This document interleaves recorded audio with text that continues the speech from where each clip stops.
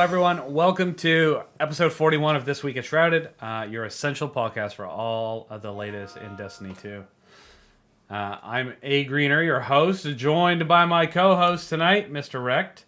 Today we're diving into the latest updates from the Dawning Festival Cheer to the newest twists in Season of the Wish. But first, what has everyone been doing, because I was expecting more people over the last week. But I'm guessing Iron Banner, but let's find out. So, Iron Banner? Warlord's Ruin, Iron Banner, Okay. and some Overwatch 2, because the new Overwatch 2 season just started. Ooh. New Overwatch 2 season. So they fully got you back on board, eh? There's enough people playing it inside the circle of homies on the server that I was like, all right, fine, I'll go back. The circle of homies. Yeah. I like the term. Perfect. Okay. We have 2 people for next week officially. Let's go. Sorry, I'm excited. We'll have 4 for the first time. I'll believe it when they're actually here. When it fucking happens. Yeah. All right. Mm-hmm. I'll take it. Okay, stop DMing me during the podcast though, because that audio will show up in the recording. I will beat you up. I won't really. All right. So, as I was saying a little bit in the pre-show, he just did it again. Okay, I have to close Discord. Give me a sec. Okay. Apologies. So as I was saying a bit in the pre-show, I'm re-downloading Baldur's Gate, but I haven't started it again yet, obviously, because it won Game of the Year. I want to give it another shot. I've been playing a bunch of Iron Banner, not quite as much as Wrecked. I think I am just about 1,500 short of my first reset, and I need about 40% more wins to get my guild. So I will actually finish that this week, 100%. I don't think I can play until Sunday. I might get a game or 2 in here or there, but I'm busy doing holiday stuff all day tomorrow, and. But I'm going to get into more Iron Banner and finish that off. I'm going to get my banana emblem. I'm excited for that one. I didn't even see the shader this season. Is it any good? Not really. Damn it. That's unlucky, unfortunate. You want to know something crazy, though? I went to Ada 1, and she had 2 shaders this week that I didn't have. I was like, what? Because I had no idea. I felt like I have all the shaders from all the previous seasons. Like, Right. I've played this game all the time, like for the last 6 years, every week, hands down. Oh my god, that's sad. All right, anyway, I just assumed I had. I've got 8K hours, and I still occasionally have something at her that I didn't already have. So right. It happens. Anyway, I barely go to her, so I'm just wondering what I missed like last season out of all the shaders she sold. So I'm gonna check her out a little bit more often. But, yeah, I did the seasonal story stuff. I still need to do more Coil. I haven't done enough of it, and everybody keeps saying it's, like, the good activity this season. So, but after I was playing and doing stuff, and the other day, when I was also saying this in a pre-show, I've been playing Destiny on my Steam Deck a lot more, but when I'm playing on my Steam Deck, I like to do chill things, and I don't really consider Coil super chill. It's not chill. It's chill in the first leg. By the last leg, not chill anymore. Yeah. I can't do chill things when I'm using like controller hands. I mean unchill things. Like I tried to play. I was playing a bunch of Iron Banner on my computer, and I'm like, I want to go upstairs. It's late. I'm gonna go play Iron Banner on my Steam Deck. No. No. I got a .38 KD that match, and I was like, no, I'm going to not do that. Because my average this season right now is about like a 1.8 in Iron Banner, and I felt like I was doing really good. I was proud of myself. I was having a good time. Running around with Thorn. I got the Catalyst. It's all filled out. And just enjoying it, having fun. But yeah, that match, I just got fucking... I just can't do anything. I couldn't do anything. And I'm pretty sure maybe the I don't know if like the matchmaking knows that I'm using like a controller. Isn't it supposed to match you with other people on controller? No, if you're on PC. No. Yeah, that's what I wasn't sure about. So I'm even getting matched with PC people when I'm on this 7-inch screen with the controls, which it's pretty good. Steam Deck is good, like a good feeling controller, but still, just if you can't, I couldn't compete, not in the slightest. The way people can spin and turn, I don't know. Anyway, so we won't be doing that. And the reason I brought that up is because some of the stuff that I've been doing up there is because I haven't fully finished all of my, like, there's always like 1 or 2 things on my seals this season that I haven't completed. Yep. So I was just going through and doing some of that, and just the other day. So I said I was chilling, so I was doing Defiant Battlegrounds because I needed like,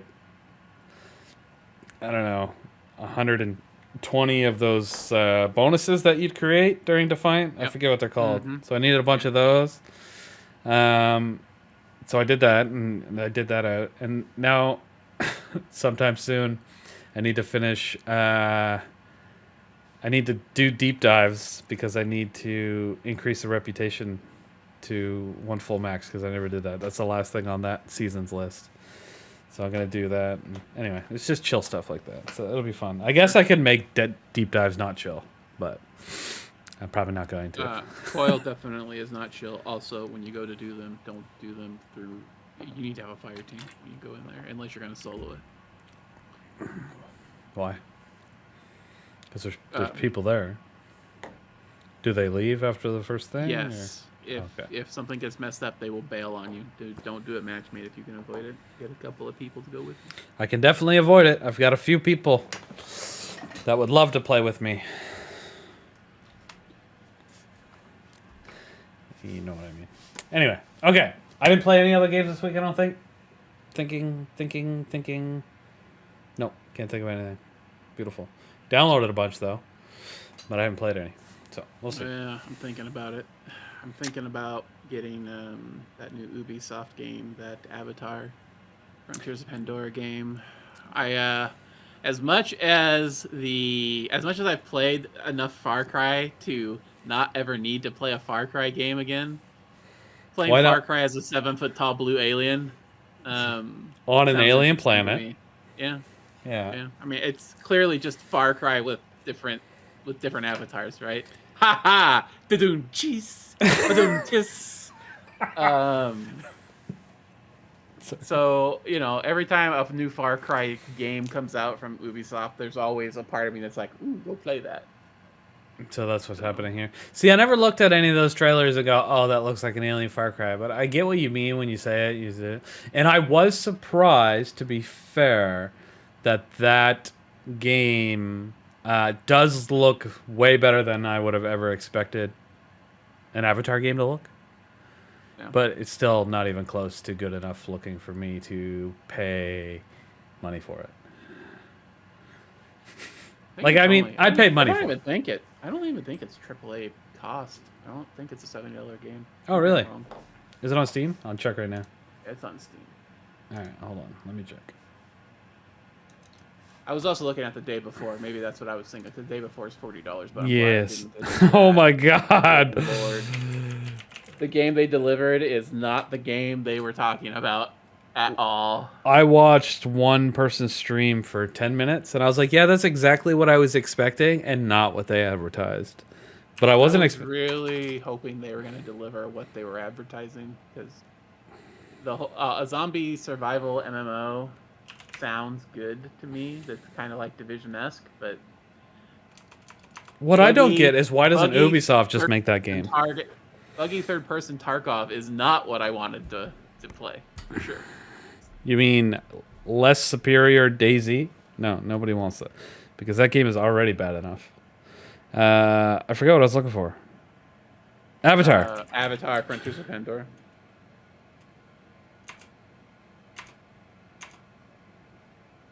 Avatar. What the fuck? Avatar.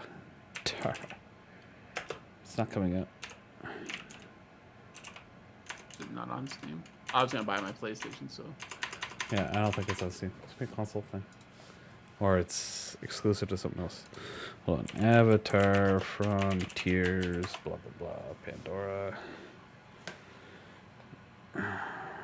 PS5, Xbox, PC. Oh, it's probably on fucking Ubisoft Connect. Yeah. Alright, anyway. Cost. Oof. It is a $70 game.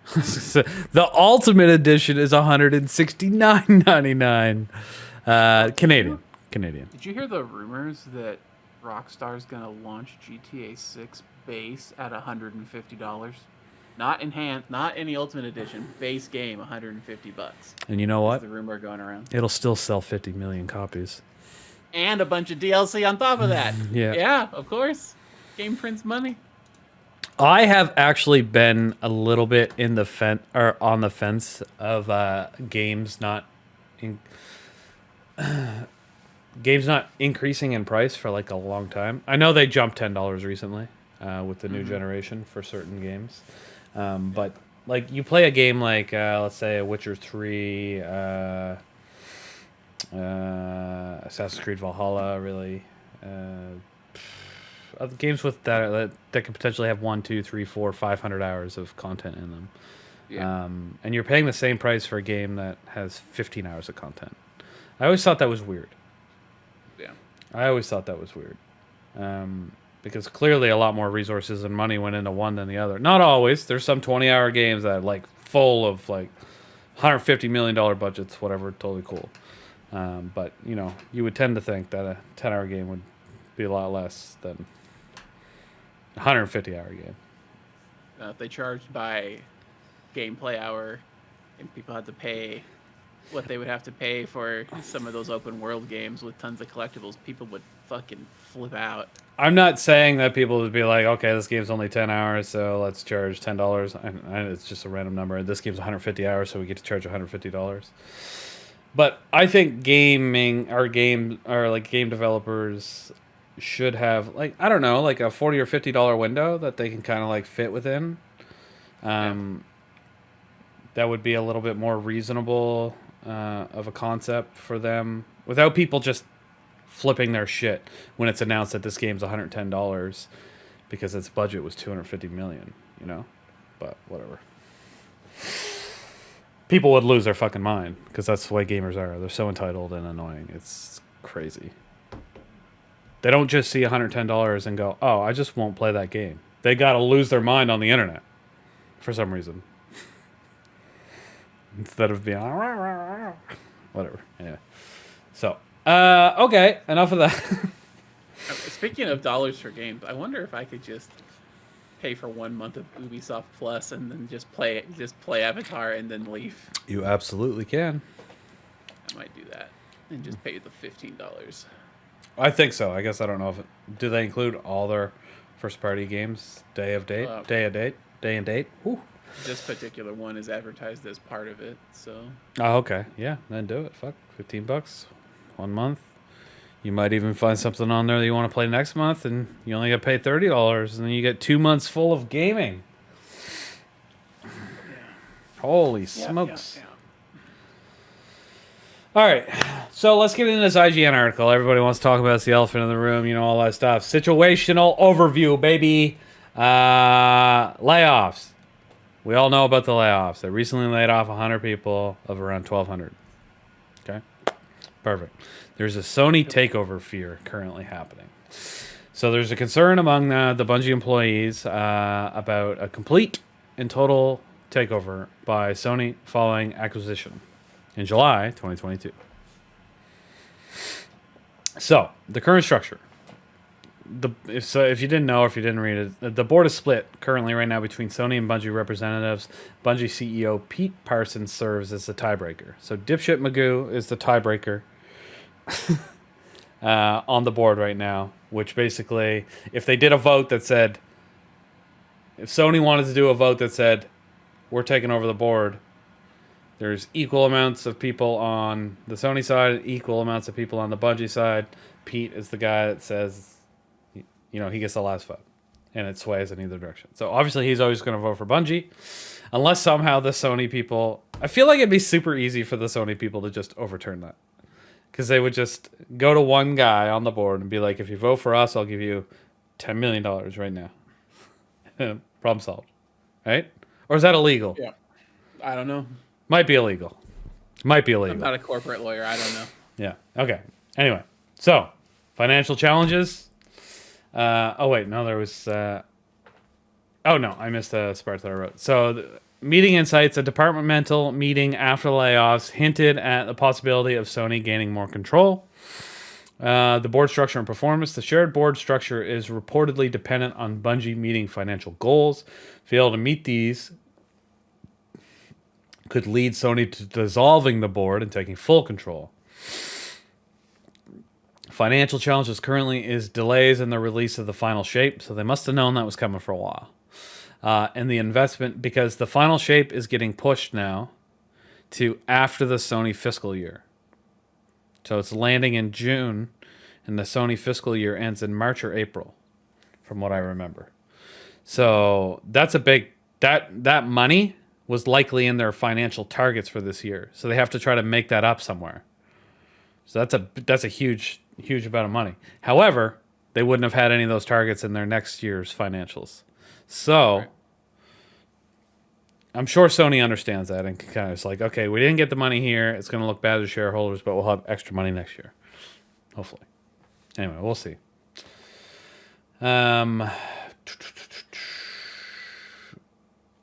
I wrote here. So delays in the final shape and investments in Marathon have reportedly put Bungie in a tough financial spot. So the amount of money they're spending on Marathon and how much money they're not making on Destiny. So a lot of people have been saying that for a while, that they're going to end up putting too much money into Marathon and not enough money into Destiny. So that's kind of like, that's what happened. Marathon better fucking hit, man. Oh man, if Marathon doesn't hit, they're fucked. Because if Marathon releases in, let's say 2025, because it's probably not going to hit next year due to the Final Shape release, 100%. So it drops in 2025. So Final Shape is not a failure, but it's not as big as I want it to be. Okay, let's just say. You know, their episodes aren't selling that well. And then Marathon drops and it's a failure. Bungie's done. That's it. It's over. The company will exist in name and name alone at that point. Sony will dissolve the board. They'll take over. They'll put all new people in charge, and it'll be a completely different atmosphere and company.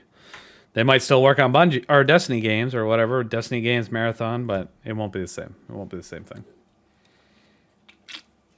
Anyway, it's a scary thought, but when you fuck up that much, sometimes, you know, shakeups need to happen. And Bungie might not go crazy. I mean, Sony might not go crazy. Sony might just dissolve the board and then put a new board in place, leave everybody else where they are. It doesn't. When you do a shakeup like that, it's usually right at the top. They don't typically shake up the whole company. Yeah, well, I just worry about if I were to stick around post Final Shape.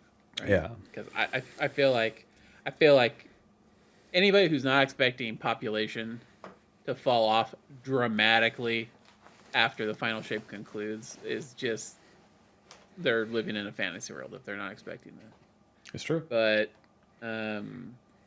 post Final Shape, Bungie board gets devolved. Sony takes full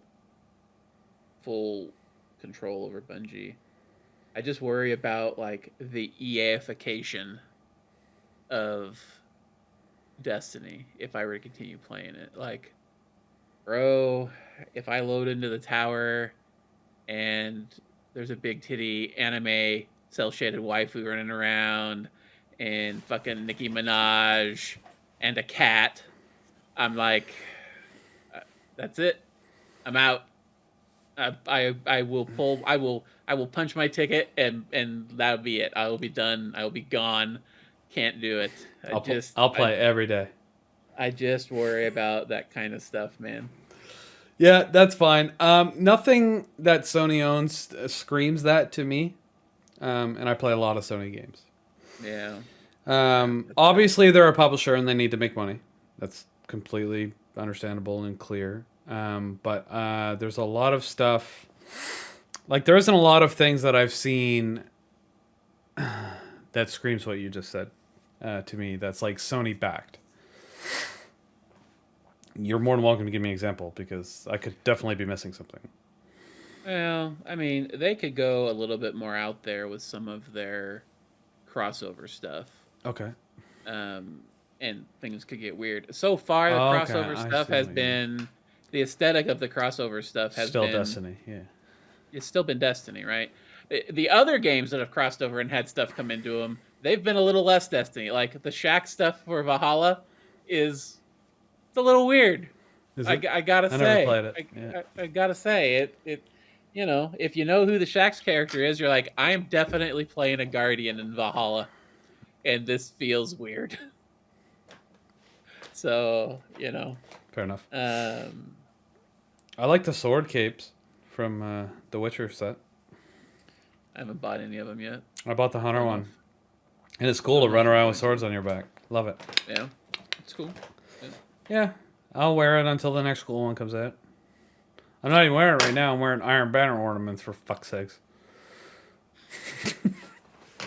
Yeah, me too. Stupid Iron Banner and their armor shit. I'll never understand that. Just give me max reputation. Why do I have to put all this garbage on? I don't know. Anyway, yeah. So definitely possible. We'll keep an eye out on that. I mean, we're not going to see it. We're not going to. They've already made their big changes so far. So I think we won't see any big shakeups for a couple months. And if the file shape, I think Bungie will let them go till April when they show off final shape again. They said they were going to, I believe. And if pre-orders don't skyrocket, then I think Sony might step in and be like, "We gave you a chance, guys. We gave you a chance. You suck."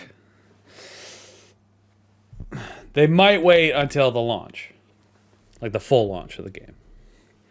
And if the pre-orders and the sales don't line up, then it will be the end of the Bungie controlled board, at the very least.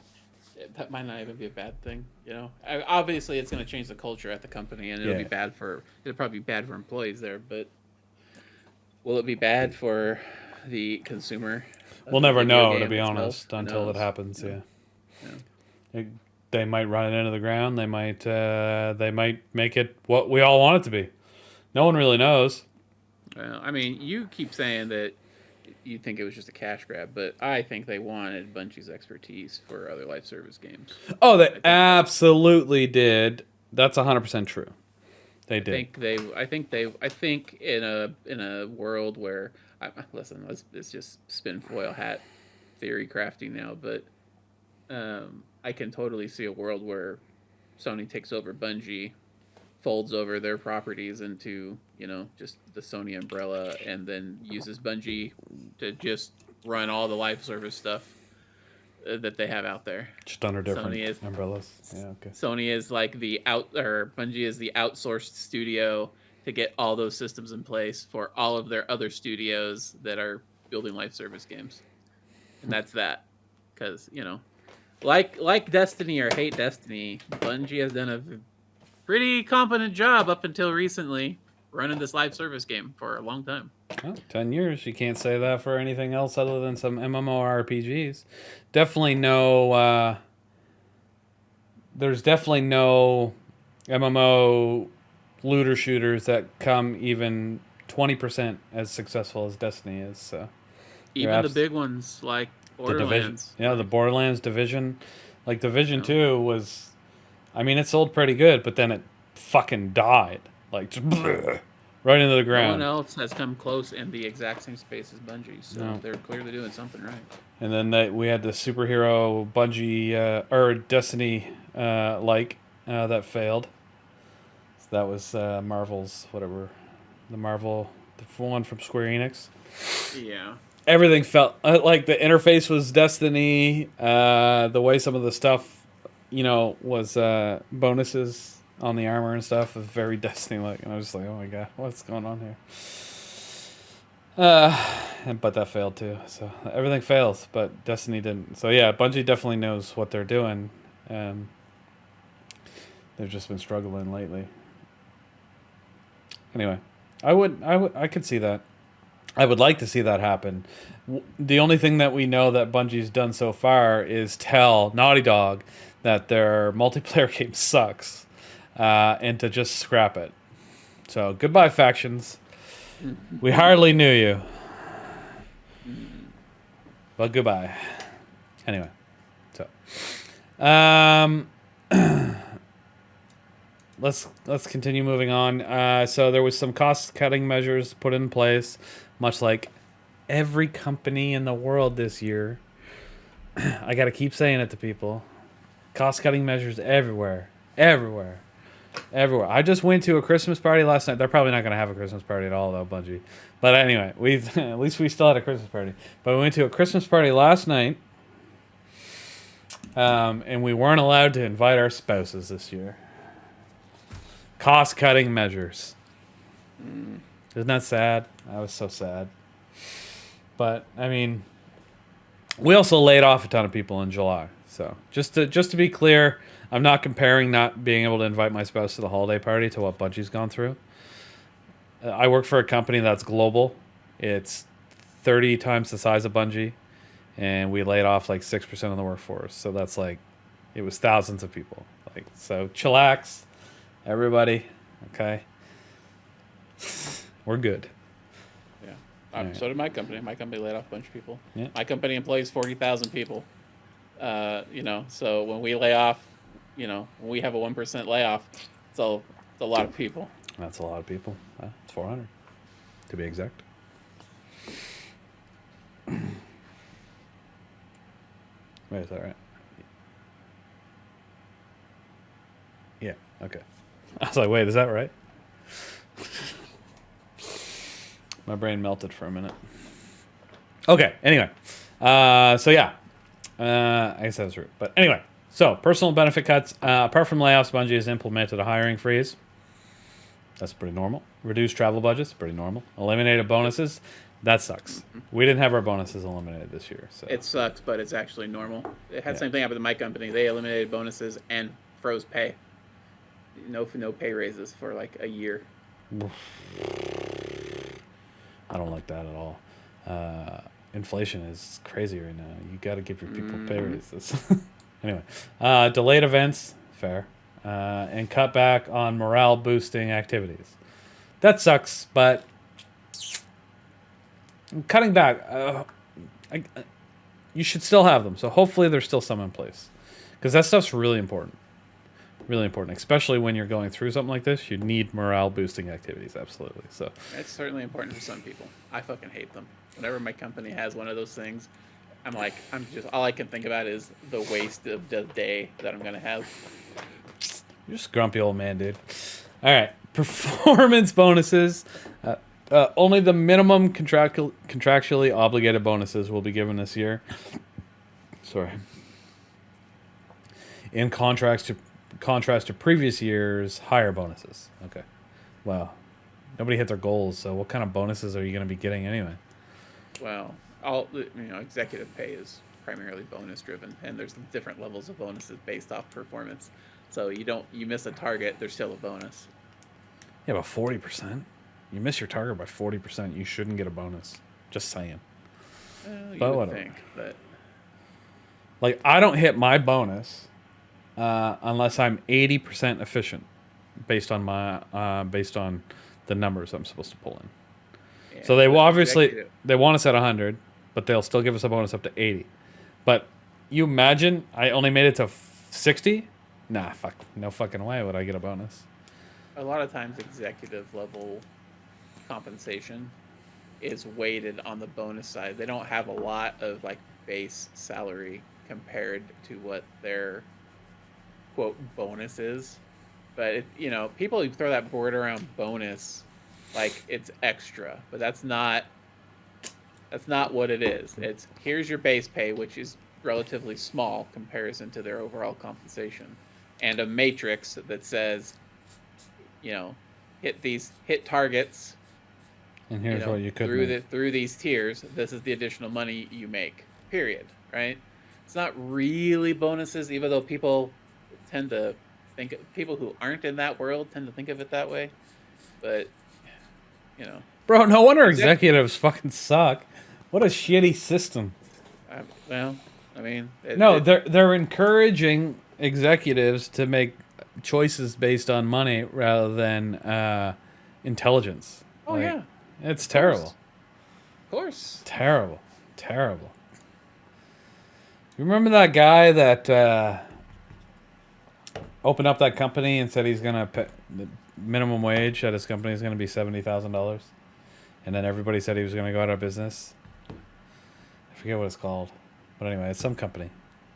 Minimum wage there, 70 grand a year, and everyone said it was unsustainable. I think he's been in business now for 10 years. He's got some of the highest metric scores of employee happiness across the board. So people are being paid what they're worth. Yeah, nothing is failing whatsoever. It's just people just have to look at that. Productivity is through the roof in that company. Through the fucking roof. I wish I could think of the name of it right now so people could look it up, but yeah. You got to treat your people right. And your productivity will increase. You don't force them to perform. You reward them for performing, and they will always perform. You fucking idiots don't know what you base all your opinions on money and nothing else. Anyway, whatever. We're gonna keep going. Okay. Okay, what else here? Morale impact. Yes, atmosphere. The mood within Bungie has been described as soul crushing. Good start. With management showing indifference or hostility to current employee concerns. That's not good. Layoff impact. The layoffs reportedly affected key community leaders and advocates for inclusion within the company. RIP. Website changes. Articles about women at Bungie and accessibility at Bungie have become inaccessible on Bungie's website, raising concerns about the future of those initiatives. I didn't know about that. Crazy. That's a big one. ARGs are one of the first things to go when you have to cut costs, man. Still. All right, outsourcing trend. Increasing outsourcing. This is pretty standard, but because you can get a lot more you can get more done for less money. I know it sounds terrible, but just the way it is. There's a growing trend towards outsourcing within Bungie, particularly noted in quality assurance department. QA department changes. The QA team, previously prided on being largely in-house, has seen significant layoffs and a shift towards a mix of in-house and outsourced staff. Yeah. Cultural shift. The once people-oriented culture at Bungie is perceived to be eroding under current leadership, and the trust issues are growing. A divide between leadership and employees is super evident, with eroded trust and feeling of us versus them. And the last thing I wrote down here was the leadership and future. Management's role concerns revolve around how Bungie's current management will lead amidst these challenges and the potential for further integration into Sony. So basically, yeah. If they don't pull their head out of their ass and get their game profitable, then Sony's going to take over and make some changes, basically. But the changes that they've made to try to combat this from happening have killed the morale within the studio, and nobody is pretty happy and everyone's scared. Nobody trusts management. So what you've done to save the money that will keep you independent is going to demotivate your employees and lose you even more money in the long run. You wait and see. Watch. Because unmotivated people do not perform. That is common knowledge. It is a fact. People will perform for a short amount of time under stress and fear, and then they will not do so. Somebody that is happy and content will go above and beyond on a far more regular basis. Dong dongs.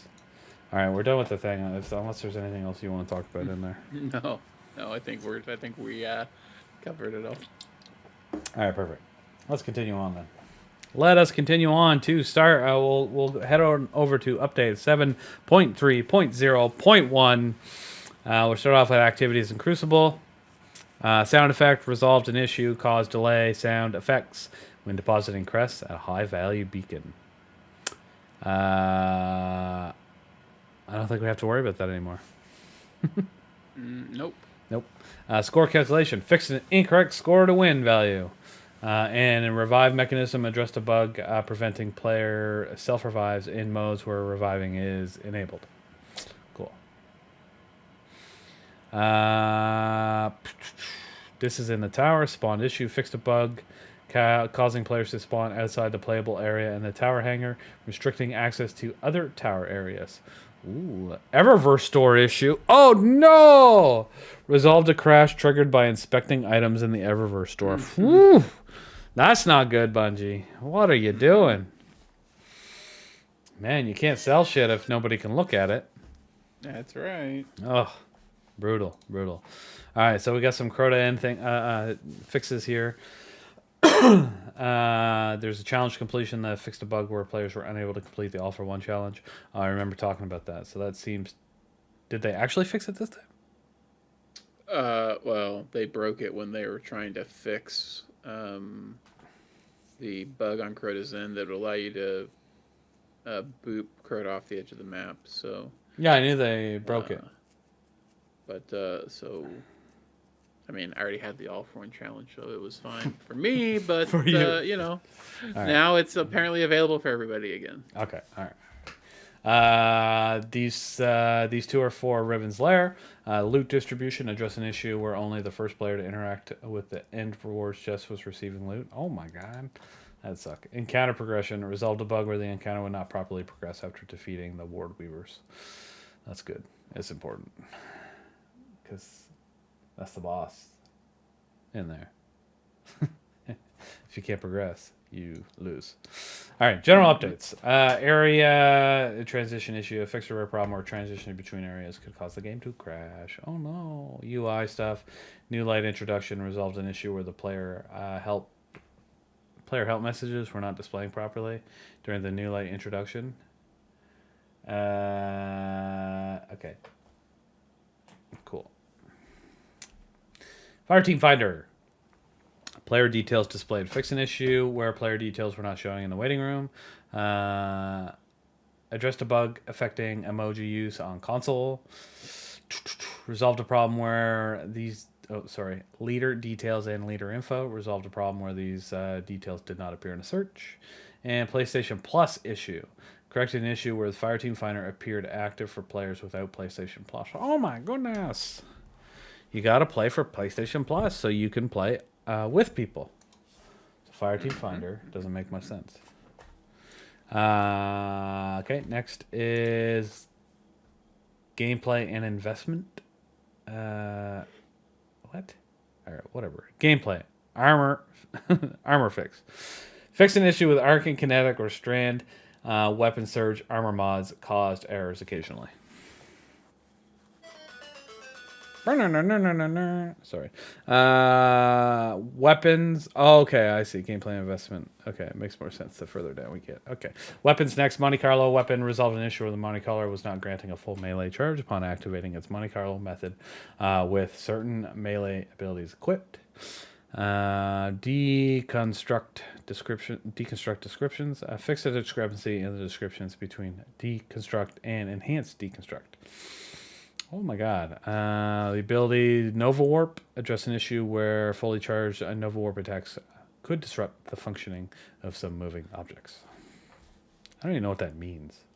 That means like the pendulums in the Abyss encounter of Crota, you could freeze them in place. Cool. That sounds awesome. I should do that more often. That'd be fun. But you can't now, it's fixed. Ha. But they should break it again. Okay. All right. It'd be fun to fuck with that. All right. Guardian ranks, points award inconsistency. Fix an issue causing a mismatch between the points awarded for non-seasonal objectives and those displayed in the progress bar for Guardian rank 8. And here's the last details from 7301. Strand tangle issue. A fixed problem where throwing a strand tangle at a specific oracles could cause the game to crash. That's cool. Specific oracles. I wonder which ones. Is it 3 or 7? You know. Anyway. Next, the other one here, player details views. Resolve to crash around when viewing player details containing invalid characters. Oh, okay. So like fucked up letters and shit. The game would crash. That's hilarious. All right, next. This update was a little smaller, so easier to go through. But this is update 7302. All right, Crucible. Change here was Dragon's Bite artifact. Fixed an issue where it was unintentionally working in PvP. What does Dragon's Bite do? You get a number of kills with a strand weapon. You inflict unraveling on your, or you suspend your target. You get a number of kills. The next one you shoot, you can suspend them. With stasis, you get a number of kills. The next one you shoot, you will freeze them in place. They were being able to be triggered in PvP, sort of. So what would happen is when you had this procced, if it was with Strand, the Guardian would get they would get all of the green stuff around them that make them look like they were suspended, but they wouldn't actually be suspended. They could still run around and do whatever.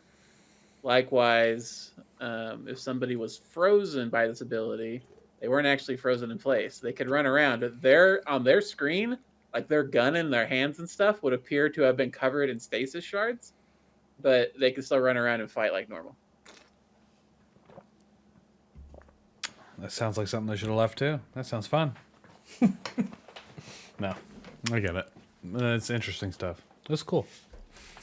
I'm glad they fixed it. All right, seasonal activities, another Riven's Lair loot drop issue. Bam. 2 in a row. Resolved a problem where loot was not dropping for all players at the end of Riven's Lair playlist activities. Players are reminded to interact with the chest at the end to earn their rewards. I wonder what the difference is between they fixed it because only the person opening it first was getting it, but then they mentioned it again here. I wonder what the issue was. If you weren't interacting with the chest, you weren't getting the drops. The drops were not appearing like they would. Normally, like at the end of a strike, you don't have to actually interact with the chest. The loot just flies out of it, right? But it said it resolved the issue, but still they're reminding players to interact with the chest. So that must not have been the issue they fixed. Maybe they thought they fixed it in 7302. Maybe the issue are that players are dumb and after the first time they don't get loot, they don't then try to interact with the chest. Maybe that's the issue. Or maybe they just want to remind you because you use the key if you interact with the chest, right? Maybe you get extra loot. Yeah, that could be it. All right. Warlord's Ruin Orbit Return Crash. Fix an issue causing Destiny 2 to crash when returning to orbit from the dungeon. Rip. Blind Well and Dreaming City update. What? Reward update. Improve the chances of Dreaming City weapons dropping from Blind Well rewards. Who cares? If you're running Coil, the Blind Well rewards don't matter because you're literally going to get 10 Dreaming City weapons doing 1 full Coil anyway. All right, there you go. Next is the gameplay investment again. Weapons Undercurrent, Legendary Grenade Launcher, corrected an error where it showed an incorrect perk in collections. Abilities, this is Devour. Fix an issue where Devour was not restoring health during active super. Okay. Ghost Mod, addressed a bug where some Ghost Mods were missing their icons. Yeah, this one was pretty obvious. So if you had the Ghost Mods on in the last column of your Ghost, prior to this week, they had like a bright pink icon. That was obviously a placeholder because every single one had the same icon. Now they have their actual icons in there. Oh, okay. I definitely did see that, but I just never thought anything of it.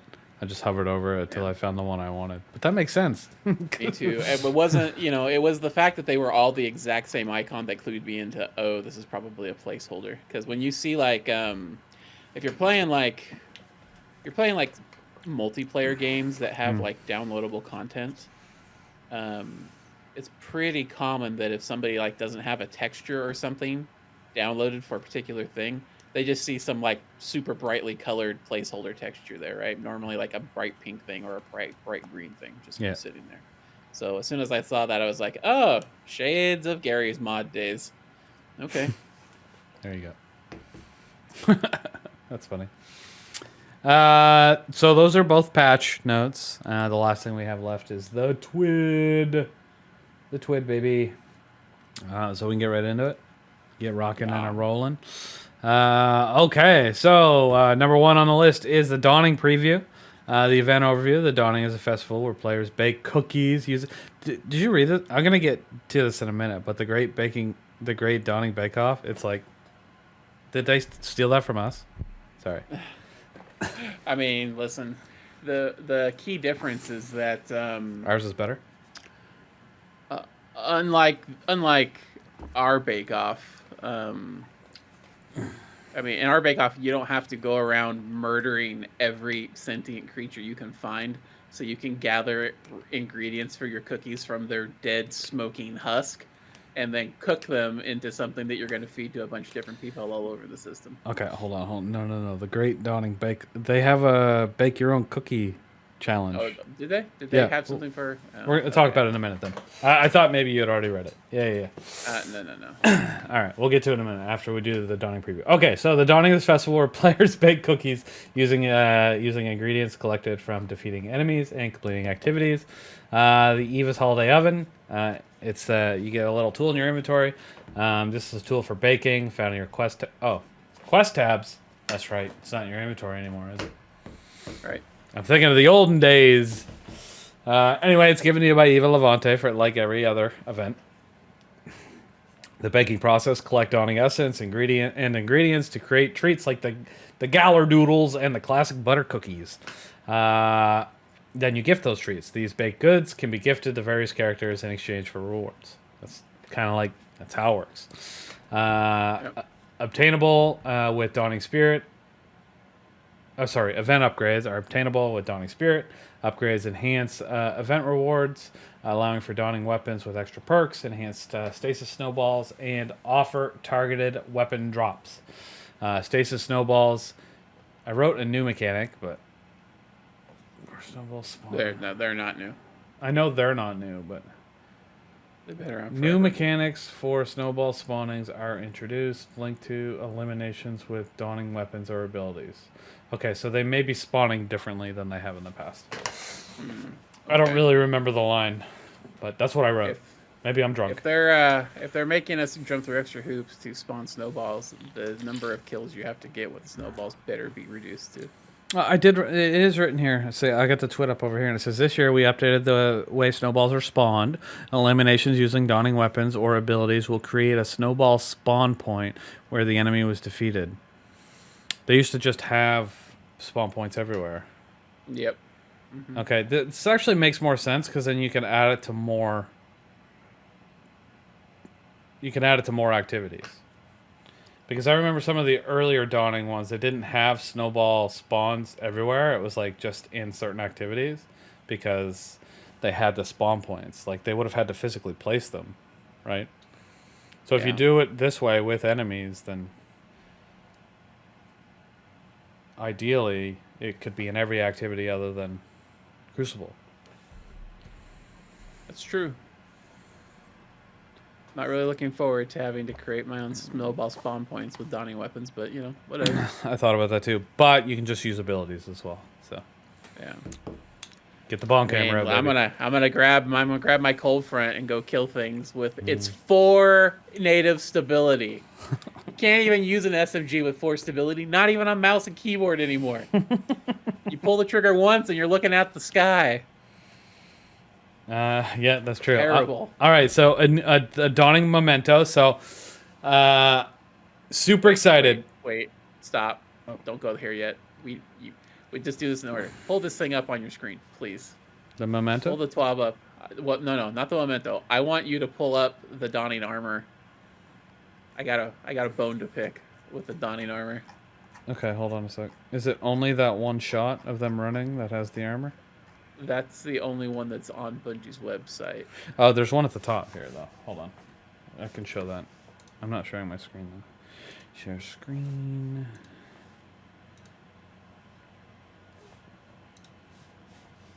You can't see exactly what it is that I want to see. Hold on. This is probably the biggest shot. You can get them really close on that one. Let me see what. Can we see what you're talking about? No, but here I'm gonna send you. I'm gonna DM you something. It's funny because I closed Discord because everyone was. They heard me say, "Don't DM You know what? me." You know what? I'm just gonna put it on my screen. Okay, that works. Here, let's make you bigger. I'm gonna then. try anyway. I just opened Discord though. If you want to send it to me, go ahead, and then I'll open it full screen. Okay, I'll just do that. Okay.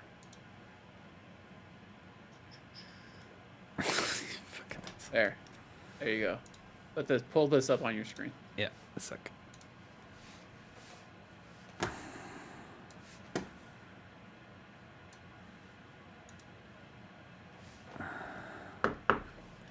All right. This is the donning armor, which, you know, it's all kind of bird. It's all kind of snow owl themed. Looks pretty cool. I want you to go. However, I want you to take a close look at the ankles on the hunter. What the fuck is stuck to the ankles of the hunter armor? What is this shit? They're balls, man. Yeah, but why?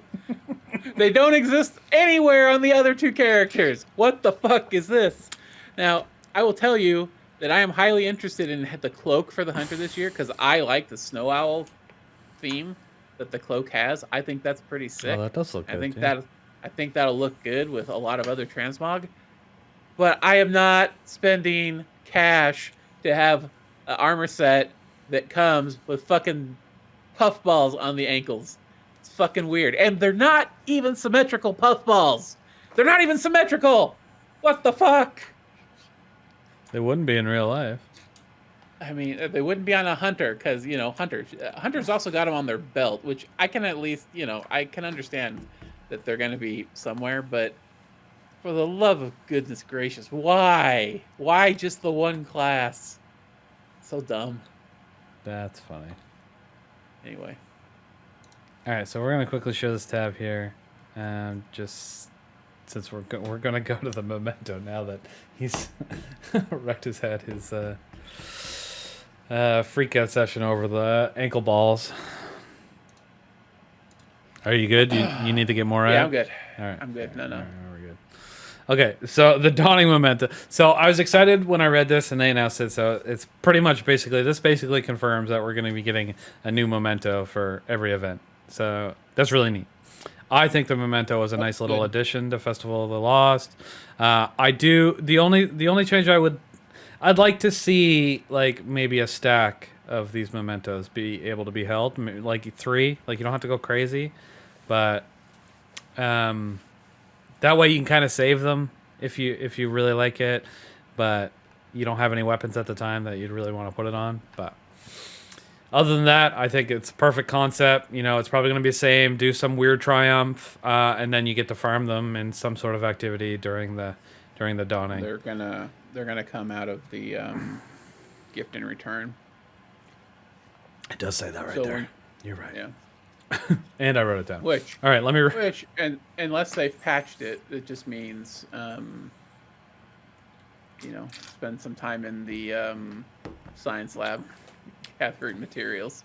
Yeah. So a new collectible, the Dawning Memento, is available with the Winter Night Quest, which with additional mementos from a gift in return. Yep. Okay, so you do the quest first, then you get additional mementos from a gift in return. Once a memento is acquired. Right. Okay. So what's a gift in return again? So when you give when you give the holiday treats to any of the people that people. you can give them to, You get a gift back. Okay. they can potentially give you a gift in return back. Okay, so I wonder what the drop rate in the gift in return is going to be. That'd be Probably the question. the same as every other year. No. It'll be the drop rate of the memento. Oh, the drop rate is probably going to be small. Yeah, I figure it'd be small because I only end up getting like 4 or 5 Festival of the Lost ones in total. And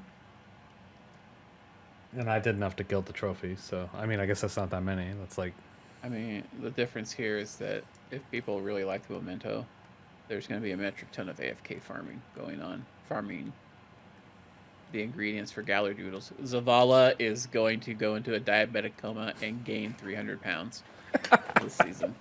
Okay. That's hilarious. All right, we're going to put... pro tip, when you're making your cookies, do not make the ones you give to Tess Everest. Because when you try to give her cookies, it forces you into the Eververse store UI every single time you try to give her one. So it's the slowest process. You wanna make Doodles and just give them to Zavala. That's the most efficient cookies to offload. Okay. There you go, everybody. You heard it here first. And if you're feeling sad that Amanda's no longer around, just make a couple burnt cookies in her honor. That's fucked up. And then you can go dismantle them from your inventory by the new kiosk where you pick up all your like prime drops and shit. Dark, man. Fucking dark. All right. So, and the last part of this was the Albedo Wing, a new glaive weapon obtainable through event challenges, weapon focusing, or festive engrams, featuring a unique beacon rounds perk. And I didn't write down what it was. What the fuck is beacon rounds? It makes the shots tracking. It gives tracking to the shots. Same perk that the new sidearm has. Okay, cool. Very good. Okay, so we're going to get into the great Dawning Bake Off. All right, hold on a sec. Before we get into it.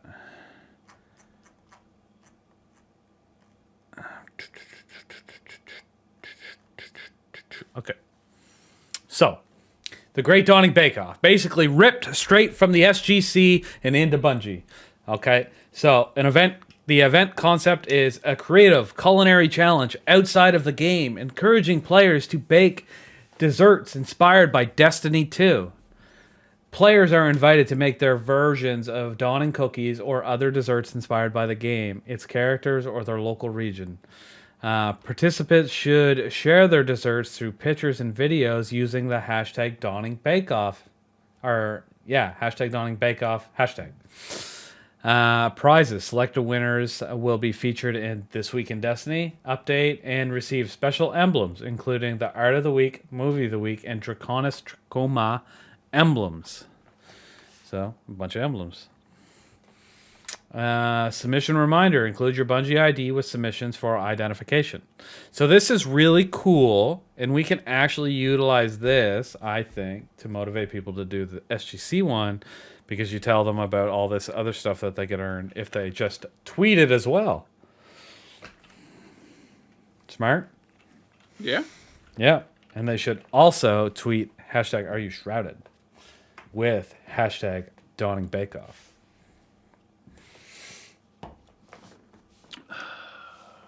Anyway, this is basically the same thing that we're doing. Yep. Except for Bungie has more power than us. And more money. Well, wait a minute. Never mind. Yeah, they don't have any money. Anyway, I think it's really cool that Bungie saw our event and decided to copy it. Super neat. So, thanks, Bungie. But everybody who takes place in the SGC one, you should definitely take place in this one as well. Basically, it's one additional step, and then you can win a bunch of emblems and shit. So that seems pretty cool. And if you happen to win, some stuff from us as well, awesome. 2 birds, 1 stone. Make sure if you send out some cookies or whatnot to the hashtag Dawning Bake Off, you throw in a hashtag Are You Shrouded in there too. Maybe even tag us at Shrouded Gaming, Shrouded_gaming on Twitter. Thanks. I swear to the Lord on high, if I find out somebody's gone to an AI image generator and AIs themselves some cookies to fake their shit, I'm gonna click the ban and have the ban council ban me for doing it. That's what I'm gonna do. Mm-hmm. Worth it. Hashtag worth it. Mm-hmm. Love it. Okay. I don't know. I don't think AIs are good enough. I'd always know that it was fake. I've used AI image creation recently to come up with some ideas for things. There's 2 designs I'm working on right now that the AI I had AI do up a mock-up like in my brain. Yeah. And then now it's being recreated by actual art. By actual real art from human beings.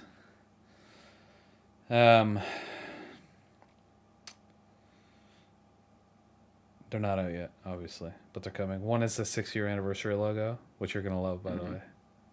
Oh yeah. Yeah, you've been included. Oh great.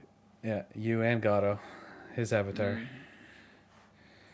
And I'm all right. I put me in it too, but I'm just a normal human. Suckers. You're not in your onesie? No. No, I'm in a Shrouded hoodie. Okay. Fair. Anyway, we'll see. If it comes out how I want it to come out, then it'll look great. If it doesn't come out how I want it to look, it was great. And it was all credit to AI. Not really, not all credit to AI, but I gave it the idea and I made it spit out like 50 before I got one that I was like, okay, that's the one. Let's have that recreated. And then I got it out and I started doing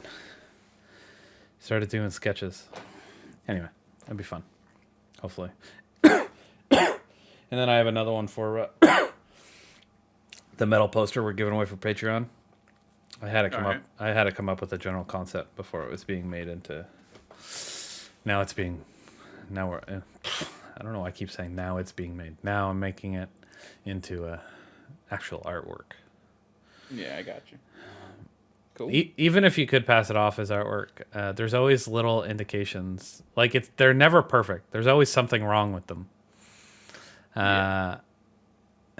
Like there's this thing that doesn't make sense, or there's this thing over here that doesn't make sense. So there's something off in the distance.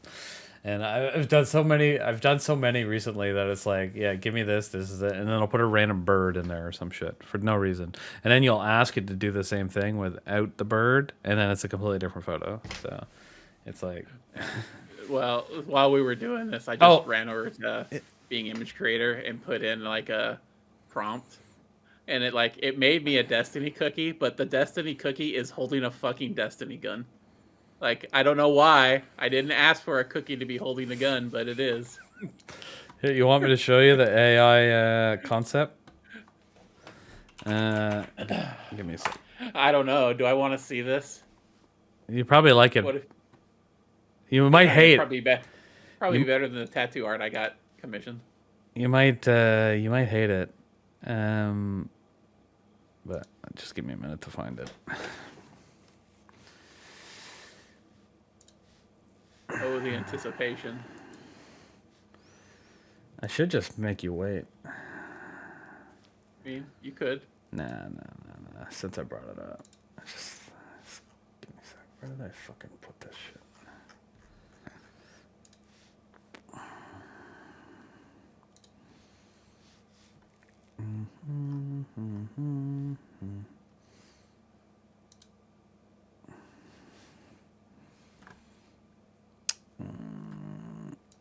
This would have been easier to open.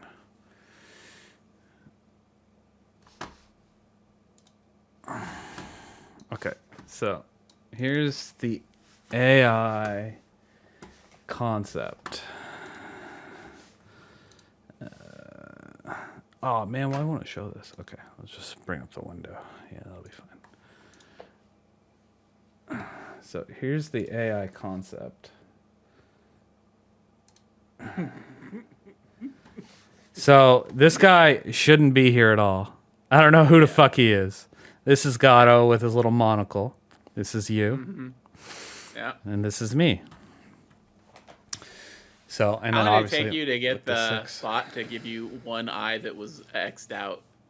Uh, Whenever I make images of like feed the bots a description of my avatar, that is always the hardest aspect to get it to start producing. the bot I was using took reference photos. So I just okay. I sent the reference photo, and that's what it spit out. After a few, like it took a few tries to get this, and I loved this. I was like, oh, this is perfect. I think this is perfect. We can take this, we can remove some of the stuff, redo it in actual art, get rid of this fucking idiot. And I was like, do I want to keep the bottle of milk? Because we do bags of milk. I was like, it didn't really make much sense, but I was like, yeah. Anyway, it's written into the sketch right now, the bottle of milk. I'm going to change my hair color, obviously. We're going to fix this. This chain isn't going to be hooked into the fucking cat's head. Your headset is all fucked up, so we're going to fix that up. Yeah. A bunch of stuff. You have two thumbs. Oh, shit. Yeah, look at that. You're making a fist and giving a thumbs up. It's weird. Yeah. And we're not going to both be giving thumbs up, so I think the sketch, I just have you put your hand in the other side of the pocket here. All right. Yeah. Yeah. So that's the general concept of it. That was the AI. That's what Cool. the AI spit out, and I was like, "Oh, this looks great, actually." But this guy pissed me off so much. I was like, "Who the fuck is this, and why is he there?" Like he was completely added out of no prompts whatsoever. Yeah. Oh man! Hold on a second. Let's see if I can find the AI prompt for. Oh shit! You probably shouldn't be looking at that. I thought I stopped sharing my screen. It's like, here's my stream key, everyone. Enjoy. Nah, you don't see that yet. Not yet. I didn't really want to show people this one because this.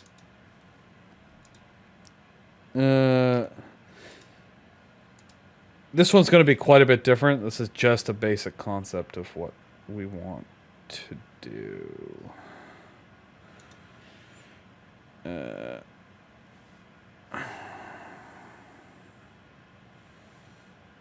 Why do I keep losing shit?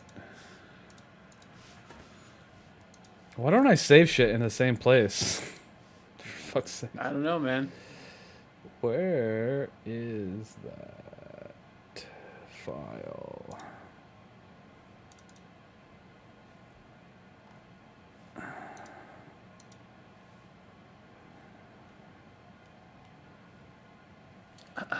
This dead air is great for the podcast. All right, sorry. Yeah, you're good. All right, let's just keep going.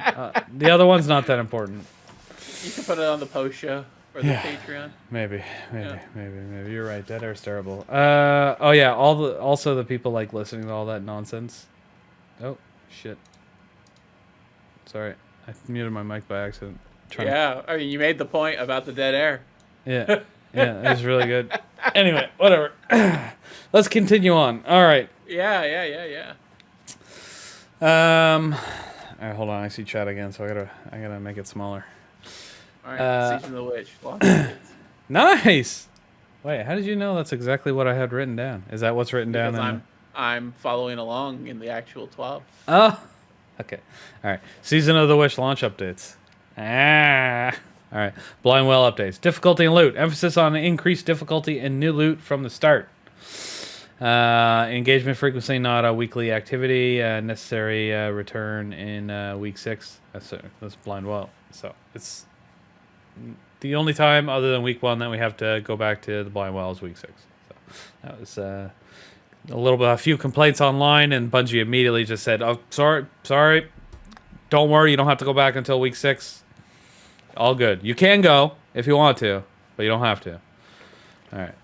That reminds me, you have to do way too many activities in the Dawning City to unlock the week 1 challenge from the Dawning City. I'm still at like 40%, and I've done like a fucking 100 blind wells. I swear to shit. Yeah, you need to do lost sectors, and you need to take bounties with you. Just do a Pelion's Rest over and over and over again. Oh, that sounds fun. Can't wait. All right. And seasonal challenges. 1 seasonal challenge and 1 heroic blind well completion are tied to activity. Okay, cool. Riven's Lair and the Coil. Loot focus, enhanced loot visibility, especially for our higher scorers. Path variation. Rotating paths in the coil each week. Rotating paths in the coil each week. Okay. Shard economy. Observations of the stringent shard economy with planned improvements. Ooh. Yeah. So the issue here is that in order to get platinum score, you have to collect a sufficient number of the glass shards as you go through it. You're breaking pots and then killing enemies, but most specifically, killing like I forget exactly what it's called, like the glass hoarder, or glass weaver, or whatever. Anyway, when you're going through one of the traversal sections between the encounters, at some point there's going to be one of these yellow bar enemies that's going to see you and immediately run away from you, and if it gets far enough away, gets to the end of the level, it'll just despawn. Currently, if you don't kill that thing, you can't get platinum. It's impossible. Okay. Because it drops a significant amount of shards. Lame. Got it though. All right, perfect. I'm lost. All right. PvP There's updates. PvP updates. Yeah, here we go. Got lost again. Hold on. Okay, here we go. Mode availability. Control mode accessible during checkmate control. Checkmate adjustments aim for balance ability and weapon cooldowns with no singular weapon dominance. Special ammo and time to kill. Ongoing tweaks of special ammo and checkmate and regular tuning of time to kill to align with Crucible Sandbox. Skill gap increase. Plans to reduce body shot damage. Rewarding precise headshots for faster TTK.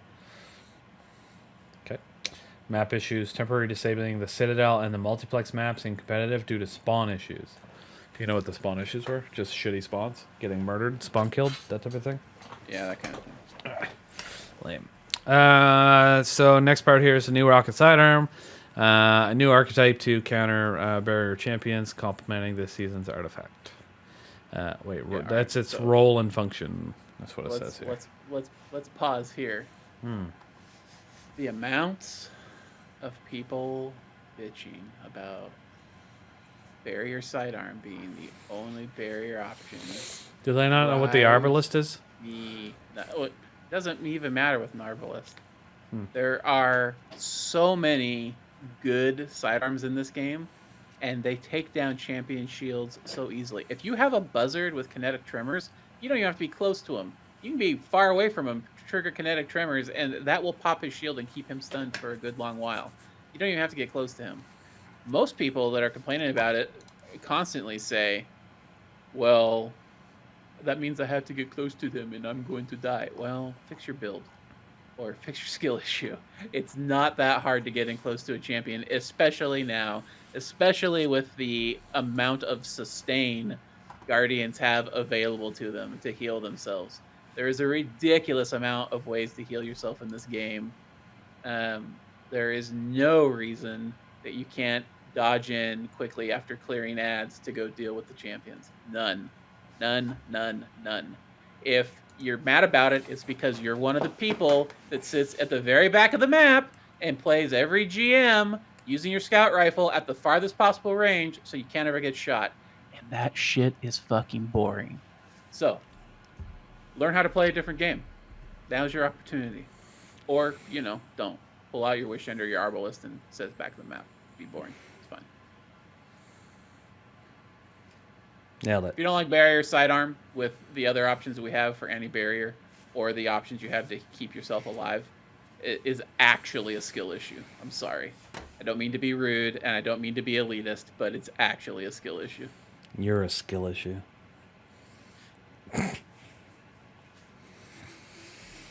All right. Anyway, so rocket sidearms, everyone. They're good. Stop complaining.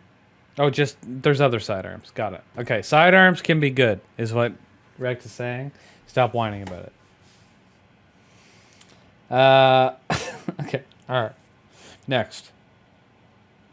And Fireteam Finder. Updates. Yeah. All right. Following a successful raid, following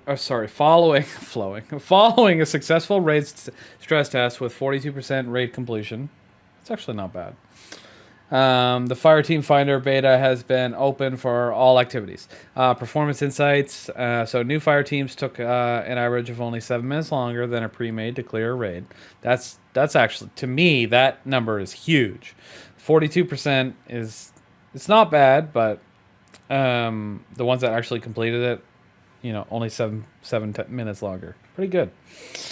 Access methods. Fireteam Finder can be accessed either from the roster tab in the director or directly through the activities launch screen. Functionality. Players can search for, if you don't know what it is, players can search for and create a fire team, specifying group preferences through variation options. So they tweeted out earlier that technically the beta test or the alpha test or whatever they were doing this week was over, but they're going to leave it on. So.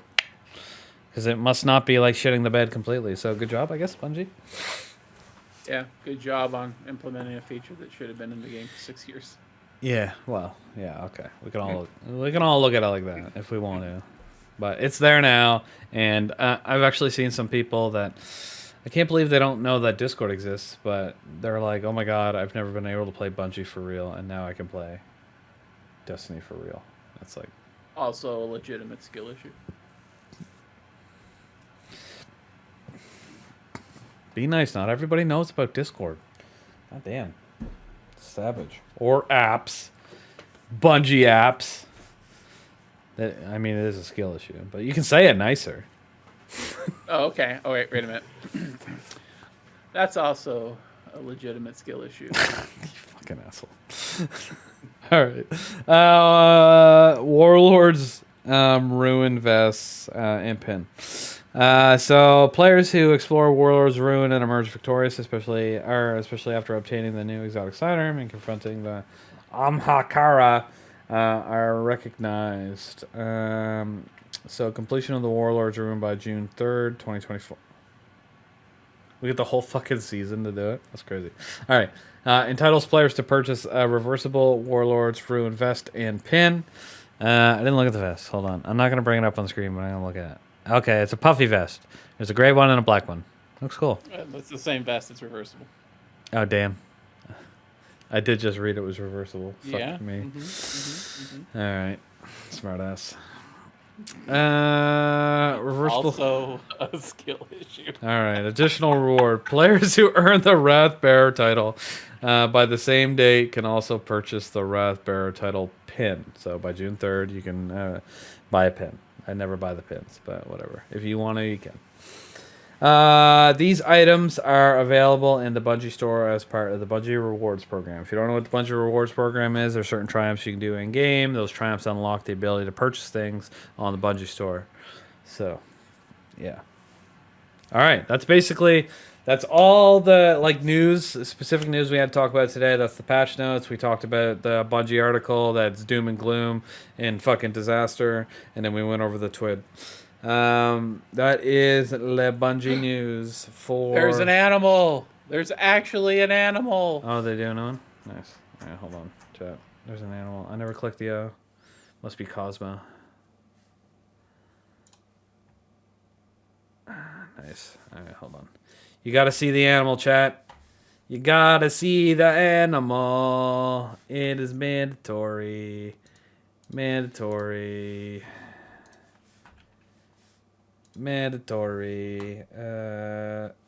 Alright, let's make sure there's this imager. I don't really trust imager that much. So we're good. Hooray. Animal. Yeah, I had to find out the right button. Alright, there it is, everybody. It's a cute little kitty cat! Woo! Awesome stuff. I'm excited. I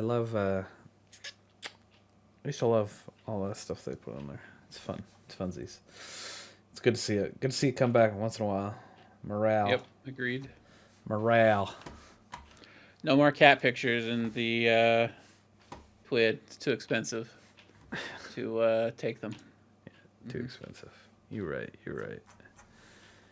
Too expensive to link them. Yep.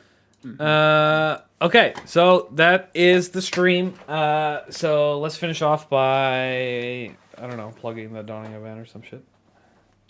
Dawning Bingo is currently underway. Some people have every square already done except for the 2 that are associated with the actual in-game Dawning event. So, get out there and give it a go. There's been numerous questions asked and answered about it if there's anything unclear. But basically, you just complete the challenges on the card, get your clan staff to sign off of them, and then submit your card when you're ready. And we will count the number of bingos you made, and that will get you tickets into a prize drawing that will include such things as loyalty point drops, silver, SGC merch, Steam games, a copy of the final shape, and tickets to the Steam Deck giveaway that we're doing, that the community is doing. So you got an opportunity for all of that. We are also, and let me also throw out there are a number of clans who don't appear to be participating, did not ever set up channels for their folks to participate. A bah humbug, I say to you, and I hope you get nothing but coal for the holidays, you losers. That's right. You're one of those admins. I just called you a loser. Deal with it. And then set up the channels and participate. Bitch. Anyway. Also, we have the Cookie Vanguard baking contest where you will create your own Dawning cookie themed after one of the actual Dawning cookies in the game. What you're going to do is come up with a recipe, make your cookies, take a picture of it, and then in the Dawning Cookie channel, you will post that picture, you will post your recipe, and you will tell us what in your recipe you took as inspiration from the actual recipe for the cookie you're mocking in game. So we'll have 2 winners for that particular contest, and they will they'll each get a copy of the final shape, some loyalty points, and tickets into the Steam Deck drawing. So there you go. That's what's going on. We are already hard at work on the next event, which I think is going to be. It's going to be 0 to hero rating. So start a raid with all white and green and blue gear or whatever.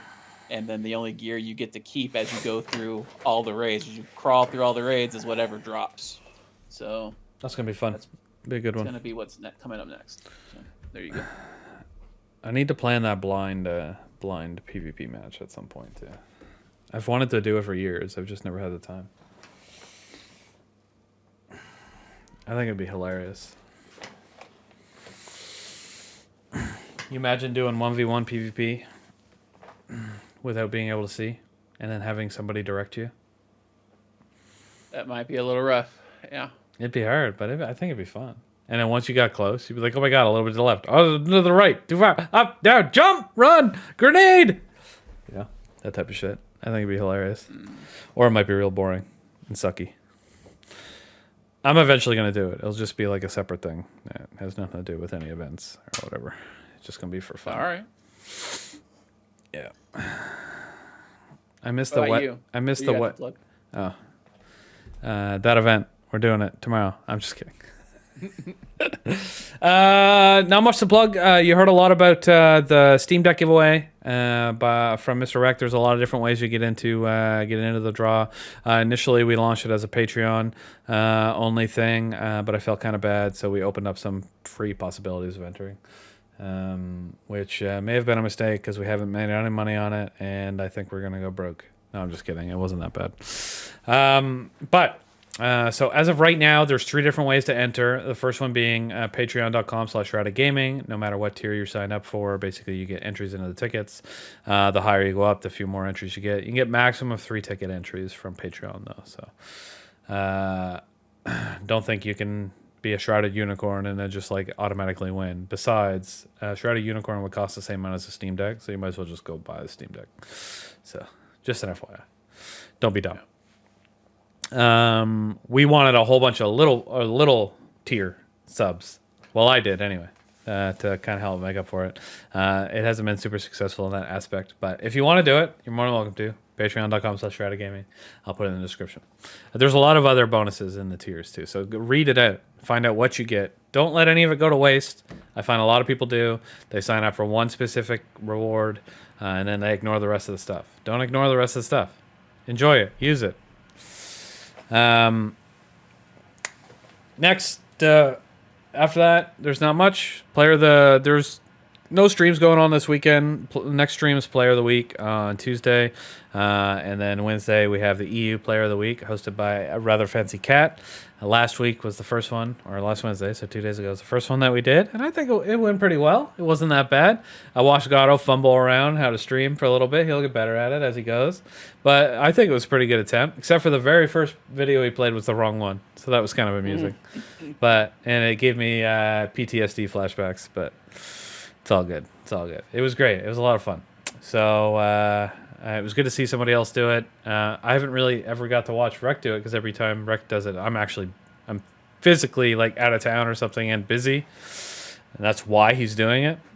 So it was interesting to see somebody for a long time to actually sit down and watch them do it, because I was able to pop it open while I was at work and kind of have some fun and troll them. And it was good to hear somebody else scream from getting sound blasted in the ears.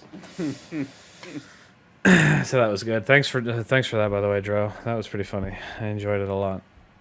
I also had my headset on and my OBS open, and I got blasted by the sound at the same time. And Gatto got hit by the sound, but he didn't have the sound coming over the stream, so everybody was like, "What happened?" But Gatto was like, "Oh my god!" Anyway, it was good stuff. Anyway, so yeah, stream Tuesday. So officially now we've got a stream on Tuesday, and Wednesday, and Friday, and then most Saturdays. So that's 4 streams a week on the Shrouded channel, which is pretty crazy. We're getting up there. So now we just need to come up with new things to do on all the other days.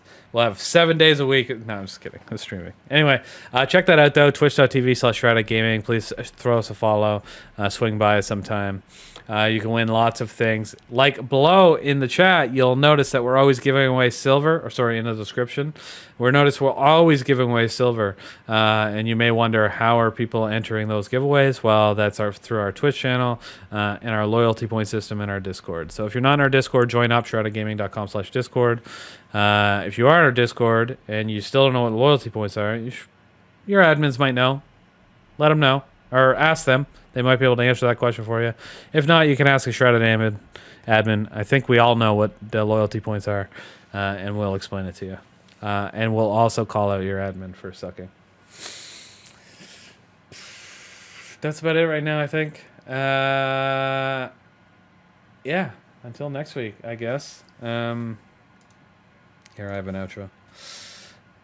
That's a wrap! For today, for today's episode of This Week of Shrouded. Thanks to everyone for tuning in. A big shout out to my co-host, Mr. Rect, for joining the conversation.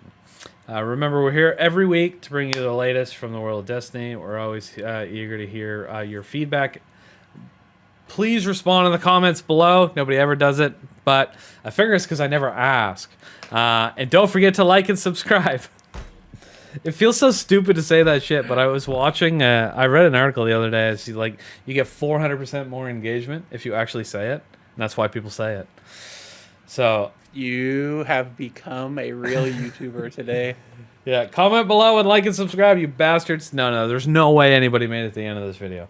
You know what you need? You need one of those little. You need a lower third that every once in a while just slides up from the bottom of the screen. With the little like and subscribe. Yeah, I probably should, actually, to be completely frank. Anyway, I'm your host, A Greener, signing off until next time. Stay safe out there, Guardians. Bye.